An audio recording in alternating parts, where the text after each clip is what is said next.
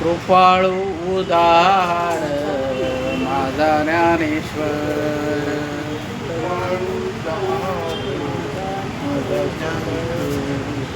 कृपाळू उदार माझा ज्ञानेश्वर.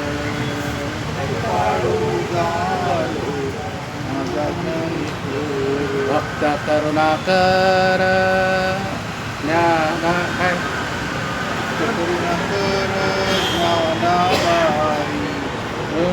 न पाहयाती कुळाचा विचार.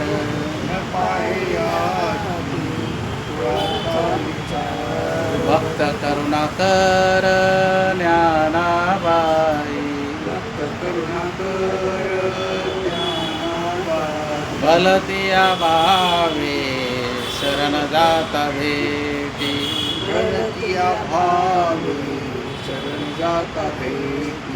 पडित से तुटी जन्म व्याधी.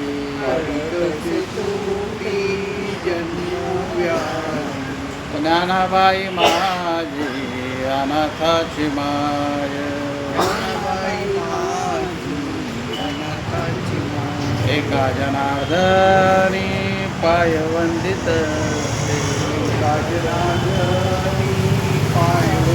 न पाहयाती कुळाचा विचार. भक्त करुणाकर ज्ञानाबाई. नमो सद्गुरु तुकया ज्ञानदीपा. नमो सद्गुरु सच्चिदानंद रूपा. नमो सद्गुरु भक्त कल्याण मूर्ती. नमो सद्गुरु भास्कर पूर्णकीर्ती. मनुष्याकृती रागवे ख्याती केली. शिवाशी करे सागरे तारे. तुका स्वामी हा पूर्ण ब्रह्म प्रकाशी. जळे रक्षिले निर्जीवा कागदात. महाराज हा जन्मला मूर्तिलोकी. तुझी उपमा नाडळे यलोकी. भवसिंधू श्री बांधिला ते तुझेने. अनाथ दिनाकारणे तू कयानी. तुका भासला मानवी वेशधारी. परिहारिला विग्रही निर्विकारी. स्वहे श्रीहरी व्यापकू सर्व जीवा. तुका तोषितो हा परब्रह्म ठेवा. दया पूजिले आदरे पांडुरंगे. मानस केले प्रयाण प्रसन्न. तनु मानवी दिव्य रूप केली. न त्यागे ते दिव्य लोकांसे दिली. ओम नमो जयात्या वेद प्रतिमात्या. जय जय स्वर्गमेत्या. देवा तुझी गणेशु मनेनु देवासु अंगारी गुरुजी. आता अभिनव मुलाची. जय चातुर्यार्ध कला कामिनी ती श्री शारदा विश्वमोहिनी नमस्कार. मद हृदय सद्गुरु येणे तारिला संसार. मनोहि विशेषात्यागुरु वेटावरी. जैसे डोळ्यांजन भेटे ते वेळी नुकलीचे वाटावटे. मग वास पाहिजे तेच प्रगटे महानिधी. अधिपते सरते करुणी घ्यावे तुमचे विनव तुळसे. देव बाळ माझा सांगे गीता भगवंता. लक्ष द्यावो विनविते मराठी मी त्याची माता. ज्ञानेश्वरी घरोघरी अर्थात ज्ञानेश्वरीची कार्यशाळा या कार्यक्रमात आपलं सर्वांचं स्वागत आहे. आजचा आपला अभ्यास आहे अध्याय क्रमांक 2 श्लोक क्रमांक 64 आणि त्याच्यावरती ओव्या आहेत 331 ते 337 ओव्या. तसाचा आपल्याला अभ्यास करायचा आहे. तर याची सुरुवात बघा काय मी म्हणतो त्याच्या मागे आपण म्हणायचं. राग द्वेष वियुक्तैस्तु. राग द्वेष वियुक्तैस्तु. राग द्वेष वियुक्तैस्तु.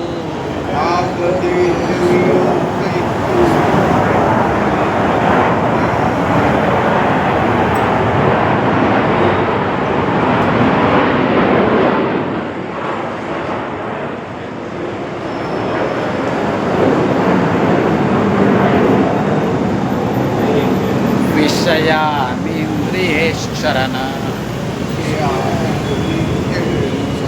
विषयानिंद्रियेश्चरण विषयानिंद्रियेश्चरण परत एकदा बघा पूर्ण रागद्वेष वियुक्तेस्तु विषयानिंद्रियेश्चरण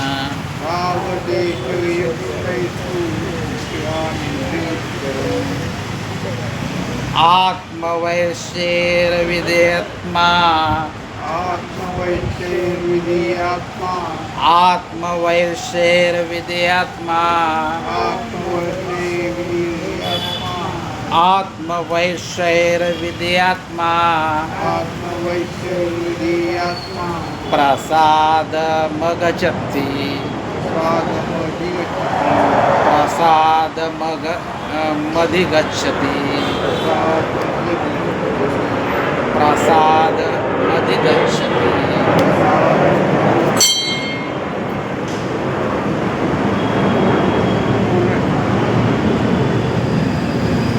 परत एकदा बघा आत्मवैरविदेत्मा प्रसादमधिगच्छति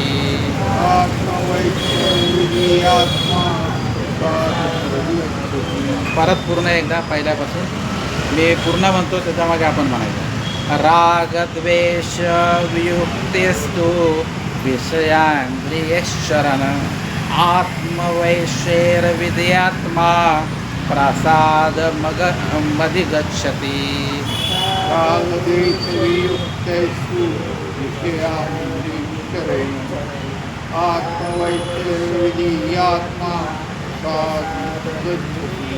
आता आपण कालच्या 62 आणि 63 मध्ये हे शिकलो की मनुष्याचा विनाश कसा होतो. त्याचा विनाश कसा होतोय त्यालाही कळत नाही.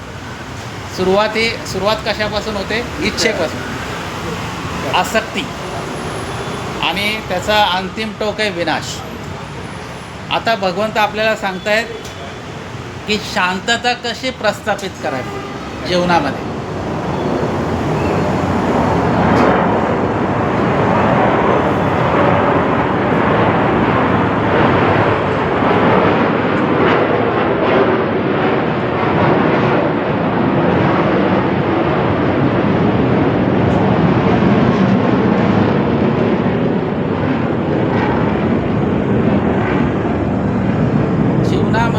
शांतता कशी प्रस्थापित करावी, कारण अर्जुन हा अशांत आहे. त्याला शांत करायचं आहे, कारण शांत मनुष्य निर्णय घेऊ शकतो, अशांत मनुष्य निर्णय घेऊ शकत नाही. तेव्हा भगवंत त्याला सांगतायत की शांती कशी काय प्राप्त करायची. आणि एक या श्लोकामध्ये प्रसाद हा शब्द वापरला. प्रसाद बघा, प्रसादाची ना आपली ओळख आहे की नाही. प्रसाद म्हणजे एक 2 तऱ्हेने वापरलेला शब्द आहे. एक प्रसाद म्हणजे शांती आणि दुसरा प्रसाद म्हणजे प्रसन्नता. आणि ते प्रसाद पण दिला. आता आपल्याला प्रसाद, आपण आरती केल्यानंतर आपण प्रसाद देतो की नाही. हां, बरं प्रसाद कधी देतो बरं सांगा बरं. आपण प्रसाद देतो कधी देतो? पूर्ण पूजा झाल्यावर आहे की नाही.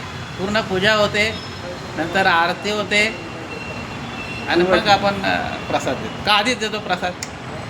सत्यनारायणाचा जो शिरा आहे, आधी शिरा होतो, शिरा असतो आणि त्याच्यावर मग तुळशीपत्र ठेवल्यानंतर तो प्रसाद तयार होतो आहे की नाही. तर मग भगवंत त्याला आता शांतिरूपी प्रसाद देत आहे. कोणाला? अर्जुनाला. कारण अर्जुन हा बघा सुरुवात विषाद योगाने झालेली आहे, सुरुवातच दुःखाने झालेली आहे आणि त्यात आता प्रसाद देत आहेत भगवंत. म्हणजे कसं आहे, आनंदाचा क्षण आहे. तुम्ही आम्ही सर्व विषादयुक्त आहोत, तुम्ही आम्ही दुःखी आहोत आणि आता आपल्याला शांतिरूपी प्रसाद भगवंत देतात. तर भगवंत काय म्हणतात की शांती तुम्हाला कशी भेटेल. तर त्याच्यात पहिलं वाक्य बघा कसं आहे.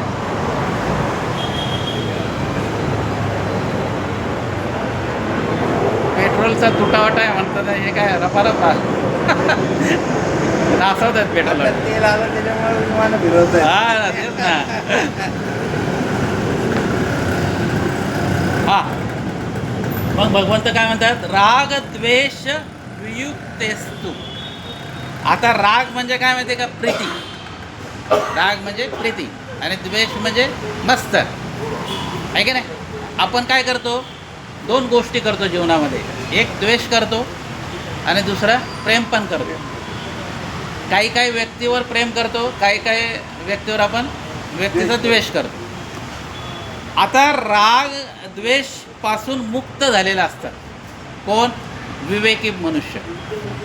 ज्याच्या ताब्यात मन आहे तो काय करतो, तो राग आणि द्वेषापासून मुक्त झालेला असतो. त्याला तुम्ही कारल्याची भाजी दिली तरी तो खातो आणि गुलाबजाम दिले तरी खातो. तो असं नाही म्हणत की मला कारल्याची भाजी नको. हां, कारण त्याचं सगळीकडे प्रेम असतं. तो कोणाला ना नाही म्हणत कुठल्याही पदार्थाला, आहे की नाही. हां, तर पुढे बघा. आणि काय, विषयांद्रिये शरण म्हणजे काय की विषयाचा उपभोग घेत असताना. म्हणजे बघा इथे भगवंत काय सांगतायत, विषयाचा उपभोग घ्या, कारण त्याच्याशिवाय जीवनच नाही चालणार. तुम्ही म्हणाले मी हे नाही करणार, मी ते नाही करणार, असं नाही. आता तुम्ही संसारात आलात ना, तर तुम्हाला प्रत्येक गोष्ट करावी लागणार. फक्त ती करताना काय करायचं आहे, तारतम्य ठेवायचं. किती करायचं आपण, एक गोष्ट किती वेळा करायची, किंवा त्यातून आपल्याला काय साध्य होणार आहे त्याचा आपण विचार करू शकतो. म्हणून इथे भगवंत काय म्हणतात, जरी विषयाचा उपभोग घेत आहे परंतु तो काय करतो, राग द्वेषपासून मुक्त झालेला असतो. आणि पुढे काय भगवंत म्हणतात, आत्मवैशेर विदेयात्मा. तो विदेयात्मा असतो म्हणजे मन त्याच्या ताब्यात असतं, त्याने मनाला वश केलेलं असतं. आणि आपल्याला इंद्रियाने वश केलेलं असतं. असा विरुद्ध भास आहे. जो विदेयात्मा आहे ना, त्याने मनाला वश केलेलं आहे आणि आपण इंद्रियातून वश झालेलो आहोत. आपल्याला आपण काय करतो, इंद्रिय म्हणेल तसं आपण वागत असतो, आपण त्याला लगाम देत नाही. तर भगवंत काय म्हणतात, तुम्ही लगाम दिला तर तुम्हाला शांती भेटणार, शांतिरूपी प्रसाद भेटणार. आता याच्यामध्ये काय माहिती आहे का, स्ववश आणि परवश. म्हणजे जो विदेहात्मा आहे ना, जो विवेकी पुरुष आहे, त्याच्या ताब्यात इंद्रिय म्हणजे वश असतात आणि आपण इंद्रियाच्या वश राहतो. त्याच्यामध्ये एक उदाहरण तुम्हाला सांगतो. एक रस्त्याच्या कडेला एक मुलगा आणि वडील चाललेले असतात. तर तो बघतो, म्हणे बाबा हे काय आहे, काही पोलीस चाललेले आहेत, काही त्याच्यामध्ये एक माणसं आहेत वगैरे, असे त्यांनी धरून चाललेले आहेत वगैरे. म्हणे अरे बाळा म्हणे ते पोलीस आहेत ना, तो चोर आहे म्हणे, त्या चोराला धरून चाललेले. म्हणजे इथे चोर कोणाच्या ताब्यात आहे, परत पुढे जातात तर एक दृश्य असं त्याला भेटतं, परत पोलीसच दिसतात पण राजा असतो बरोबर. राजा चालतो आणि पोलीस पण चालतं. तर मग तो मुलगा त्या वडिलांना म्हणतो, बाबा हे परत आहे काय, हे काय कसलं दृश्य आहे, परत चोर आहे का हा बघा. म्हणे अरे बाळा हा चोर नाही म्हणे, हा राजा आहे. आणि मग ते पोलीस आहेत म्हणे. हां, ते मागे बघितलं तिथं पोलीस होते. हां, आणि आताही पोलीस आहेत. आणि म्हणे अरे मागे ना त्या पोलिसांच्या ताब्यात चोर होता, आता इथलं दृश्य असं आहे, राजाच्या ताब्यात पोलीस आहे की नाही. तसं आपलं आहे, आपण कोणाच्या ताब्यात आहोत, मग आपल्याला काय व्हायचंय? चोर व्हायचंय का राजा व्हायचं? काय ताई, तुमचं काय मत आहे? राजा व्हायचा की नाही? मग आपण काय करायला पाहिजे? इंद्रियांना आपण ताब्यात ठेवायचं. इंद्रियांना आपण ताब्यात घेतलं म्हणजे विषय भोगाला ना नाही आहे परमेश्वराची. अहो त्याने एवढी सृष्टी हे केली, काय केली? निर्माण केली. कशासाठी केली? सगळा उपभोग आपण घ्यायचा आहे, परंतु उपभोग घेताना आसक्ती मात्र करायची नाही. संसारामध्ये छोट्या छोट्या गोष्टीत आपण कुरबुर करतो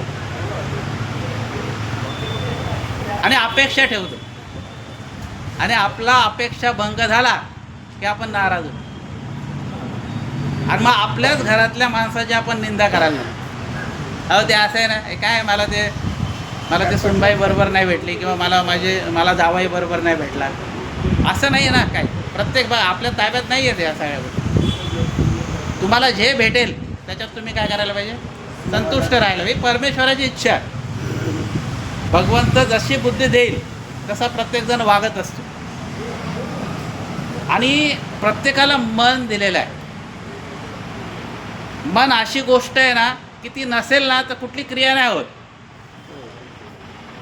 आपण म्हटलं ना का हो तुम्ही आले नाही त्या कार्यक्रमाला, काय मला मनच नाही, मला लागलं ना, असं म्हणतो. म्हणजे इंद्रिय शाबूत आहेत, पाय चांगले आहेत, पण तो काय म्हणतो? माझं मनच लागे ना. म्हणजे मन नसेल तर कुठलीही गोष्ट होणार नाही. बघा, 5 कुठले इंद्रिय आहेत? कर्म इंद्रिय आहेत, आणि 5 ज्ञानेंद्रिय आहेत, आणि 11वं काय? मन आहे. मनाच्या ताब्यात हे 10 जण आहेत. मग त्याला किती झाले? 10 आणि 1, यालाच एकादशी म्हणतो. एकादश हे सगळं ताब्यात ठेवलं ना, तीच एकादशी आहे. पण आपण काय करतो? एकादशी म्हटलं की साबुदाणा खिचडी खातो. हां, आणि आपलं तसंच राहतं, ते राग द्वेष. अहो आता एकादशीचं काय झालं माहिती आहे का? एकादशीचं तुम्हाला एक सांगतो. आता एकादशीचे बिस्किटंसुद्धा आलेत. आता भगरीचे बिस्किटंसुद्धा आले. इडली आली, त्याच्यानंतर इडली आली, भगरीचा पावसुद्धा आलेला आहे. आणि तुम्ही चितळे वगैरे हॉटेलमध्ये गेलात समजा, तर तिथे उपवासाची मिसळ पण मिळते.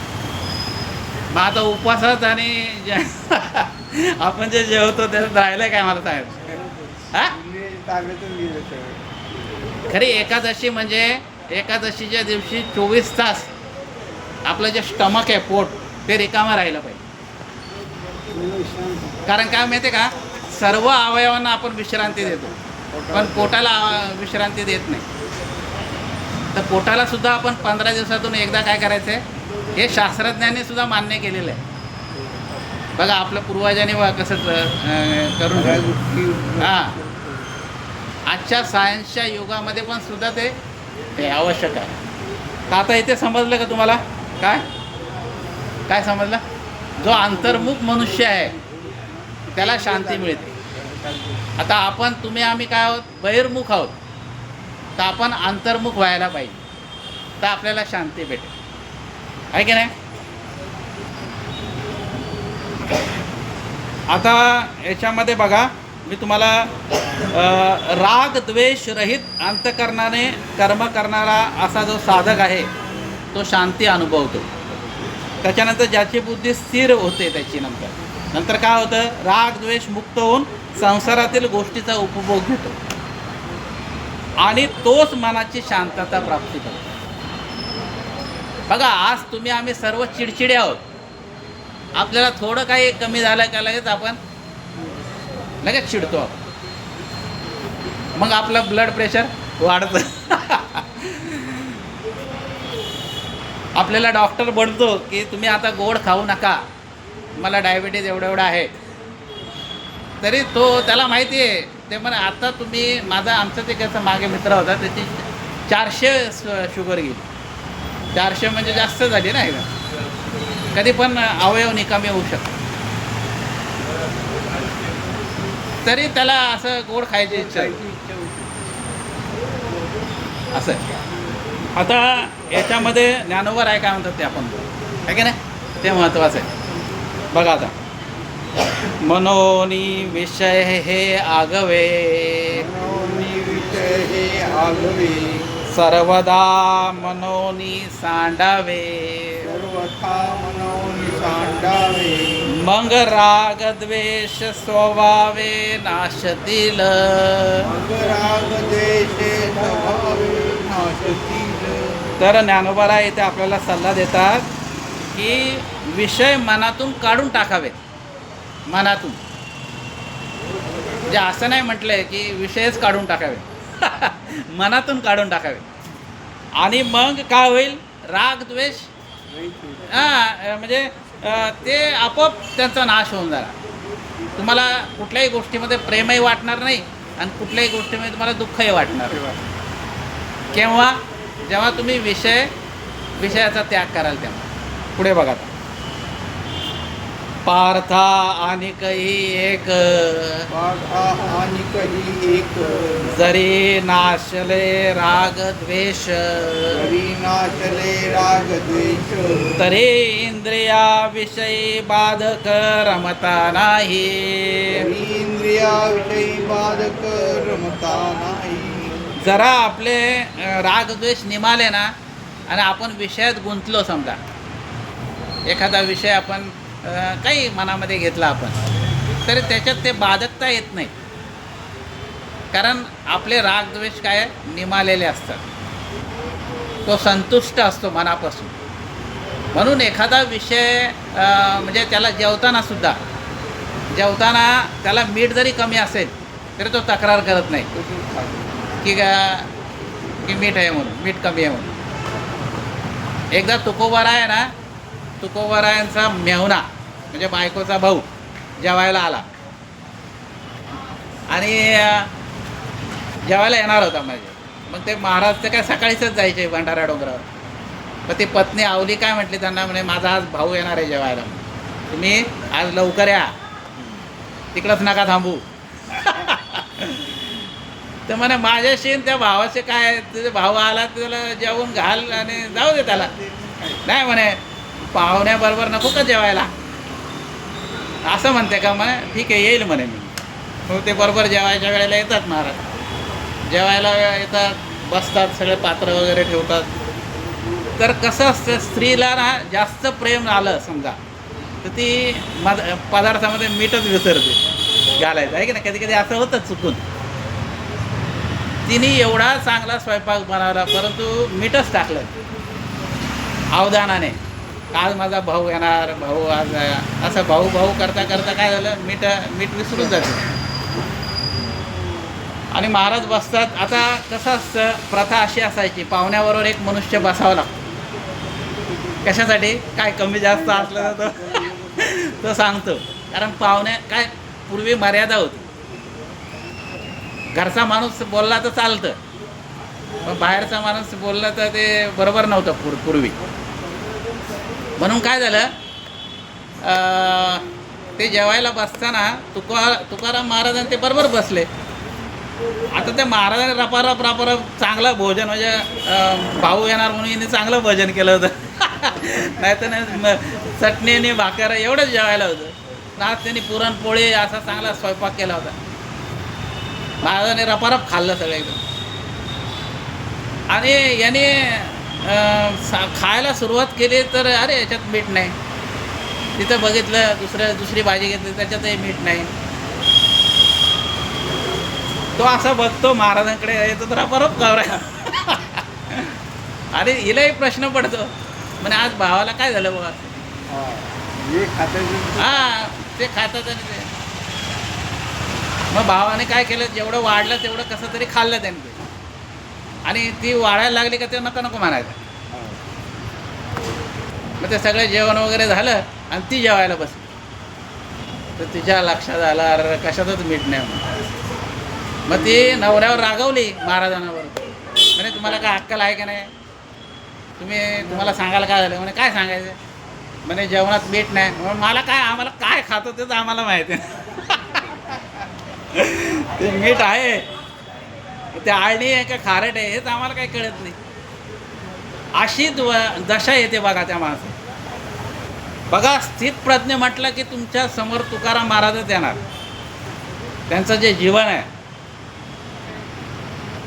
त्यांचं जीवन समोर ठेवूनच मला वाटतं हे सगळी रचना आहे असं मला वाटतं. पुढे बघा, पुढचा श्लोक, पुढची ओवी बघा, 332. पार्था आणि काही एक जरी नाशिले रागद्वेष तरी इंद्रियाविषयी बाधक रमता नाही. ही ओळ आपली झाली. आता त्याच्या पुढचं ओळ. आता ज्ञानोबाराय आपल्याला काय करतायत, दृष्टांत देत आहेत. बघा, जैसा सूर्य आकाश गतू रश्मी करी जगाते स्पर्शितो तरे संग दोषे काय लिपितू तेथे चेनी.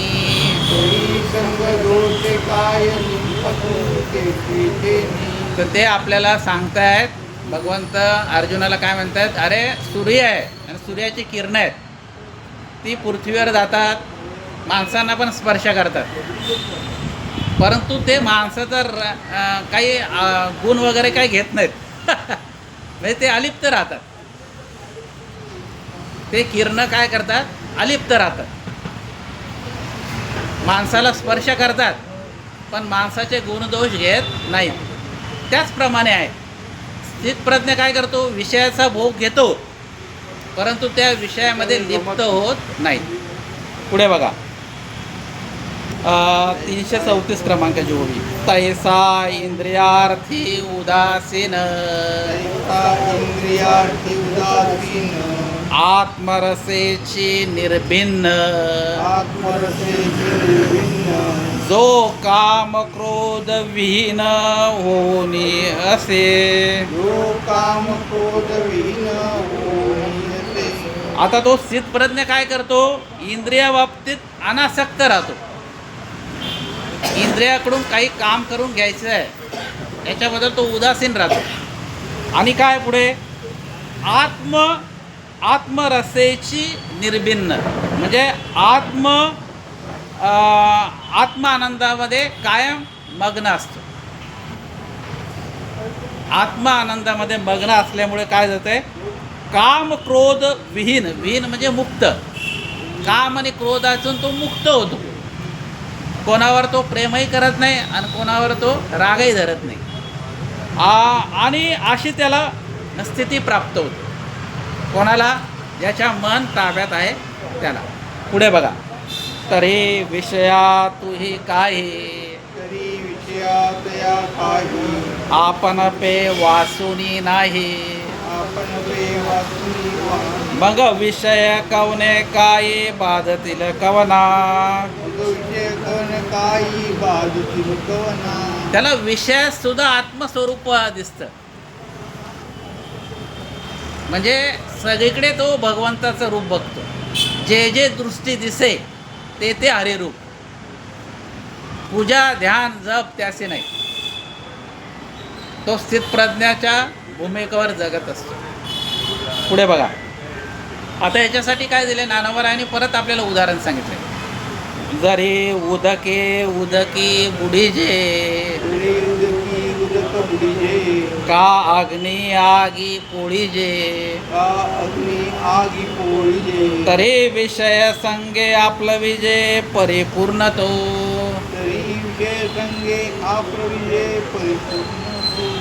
तर ज्ञानोबाराय म्हणतात, काय पाणी पाण्याला बुडवतं का, बुडवतं का, पाणी पाण्याला बुडवत नाही.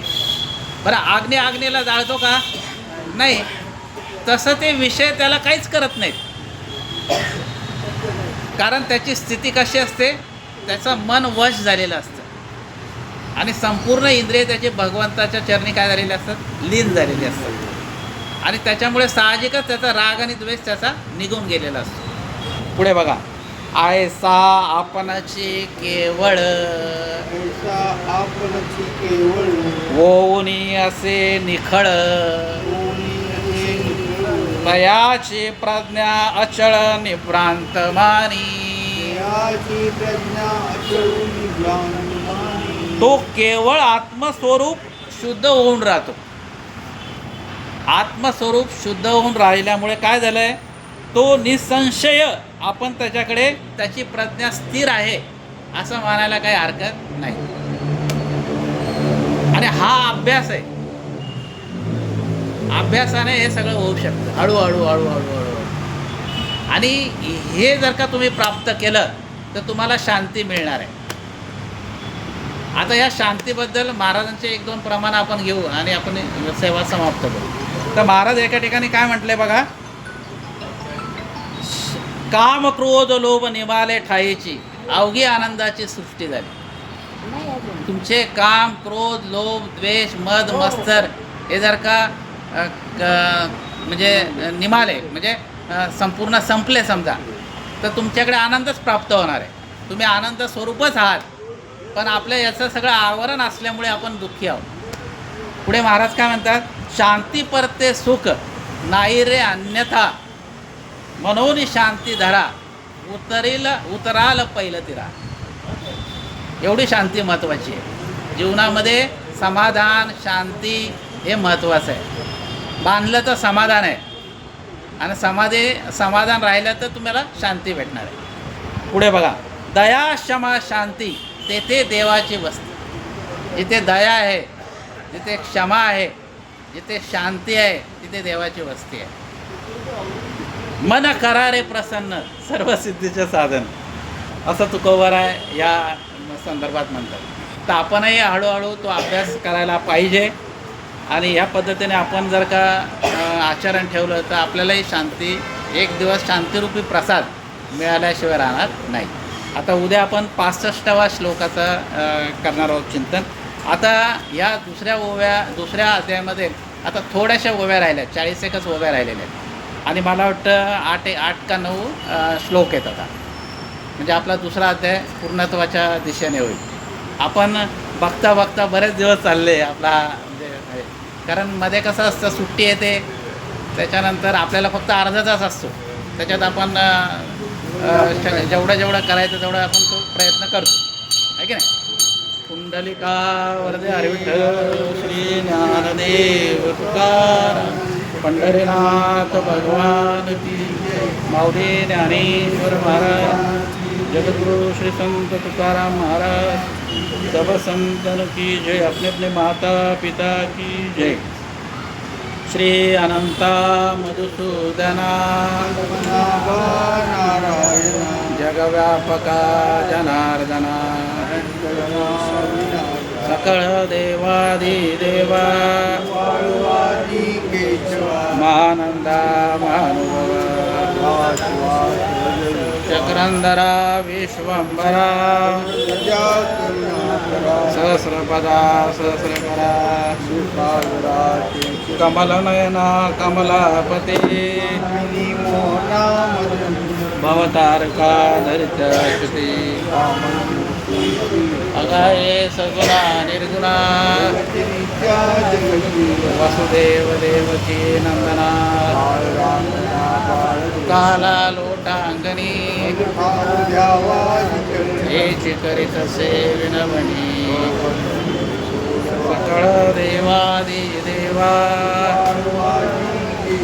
मानंदा महानुभवा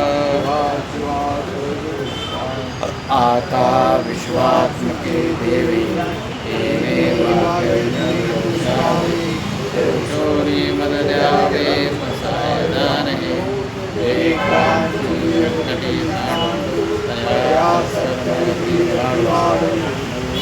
परस्परे पडो मैत्री शिवाचे दुरिताचे तिमिर जावो विश्वसधर्म सूर्य पावो जो जेवांचेल तो ते लावो प्राणिदास वर्षत सकळ मंगळी ईश्वर निष्ठांची मांदियाळी अनवर्त मंडळी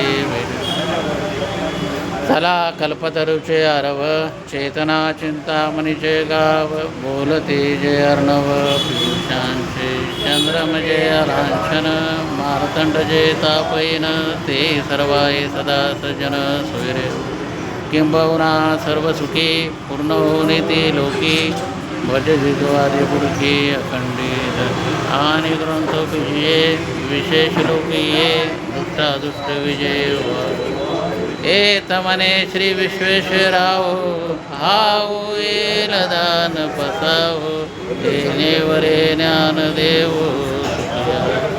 येणेवरे ज्ञानदेव येणेवरे ज्ञानदेव हरि ओम शांती शांती